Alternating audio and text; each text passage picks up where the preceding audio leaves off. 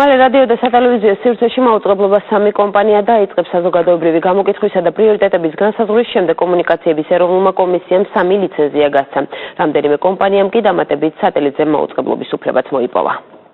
ამ ნიუსრუმის ნაწილი გახდება თავად რადიო. ამ ოთახში ჟურნალ ლიბერალისა და ცხელი შოკოლადის თანამშრომლების გარდა ცოტა ხანში ახალი რადიოს FM 98 და 5 ჟურნალისტებიც იმუშავებენ. სტუდია ამავე შენობის მეოთხე სართულზე განთავსდება. აპარატურას შონერ და შავერდაშვილის კომპანია შპს მედია ჰაუს.com უკვე ელოდება. შერჩეულია ახალი რადიოს სახელით, მას ჟურნალის მსგავსად ცხელი შოკოლადი ერქმევა. რადიო ცხელმა შოკოლადმა საერთო სახეობის რადიო მაუწყებლობის ლიცენზია მოიპოვა, რაც იმას ნიშნავს, რომ მის ეთერში ყველა სახის გადაცემა იქნება საინფორმაციოს გასართობით, შემეცნებითიც და საბავშვოც. ეს არის საერთო მაუწყებლობა თბილისზე FM 98 და 5 დიაპაზონზე, რაც იმას ნიშნავს, რომ ჩვენ უნდა გქონდეს ეთერში და ვიმაუწყებლოთ გქონდეს ეთერში ყველაფერი ახალი ამბებიდან დაწყებული, საბავშვო გადაცემებით დამთავრებული. საქართველოს კომუნიკაციების მარეგულირებელი ეროვნული კომისიის გადაწყვეტილებით სატელევიზიო ეთერში კიდევ ერთი ახალი ტელეკომპანია გავა. საცდელი მაუწყებლობის დაწყებას მისი ერთ-ერთი დამფუძნებელი გიორგი ანდრიაძე უკვე მომავალი თვიდან გეგმავს. სრული დატვირთვით, ანუ საინფორმაციო და შემეცნებითი გადაცემებით.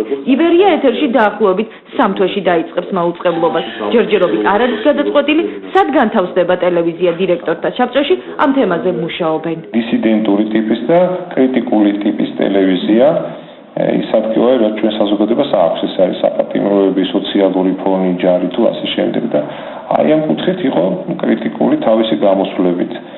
ასე რომ სრულიად განსხვავებული ნიშა უჭირავს.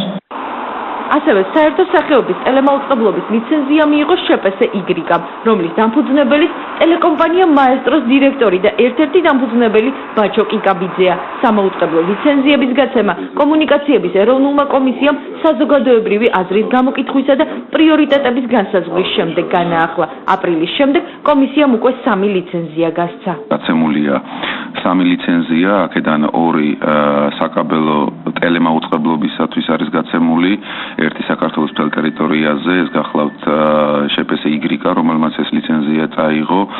მეორე ლიცენზია საქართველოს ძირითად მსხვილ ქალაქებში წაიღო ქართულმა ტელემაუწყებლობა ივერიამ, ჩატარდა კონკურსი თბილისში საერთო რადიო მაუწყებლობის ლიცენზიის მოსაპოვებლად და გამარჯვებულად გამოცხადდა ქალბატონ შორენა შავერდაშვილის კომპანია დეკომი. გამოცხადებულია რადიო მაუწყებლობის ლიცენზიაზე კონკურსი თერჯოლაში და გარდა ამისა გაზეთ 1001 განცხადებას აქვს შემოტანილი ასევე საკაბელო ქსელის გამოყენებით საერთო ტელემაუწყებლობის ლიცენზიის მოსაპოვებლად განაცხადი.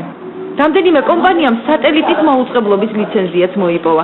საქართველოს კომუნიკაციების ეროვნული კომისიის გადაწყვეტილებით სატელიტზე გასვლის უფლება მიიღეს რადიო მაესტრომ, ტელეკომპანიებმა თრიალეთმა და 20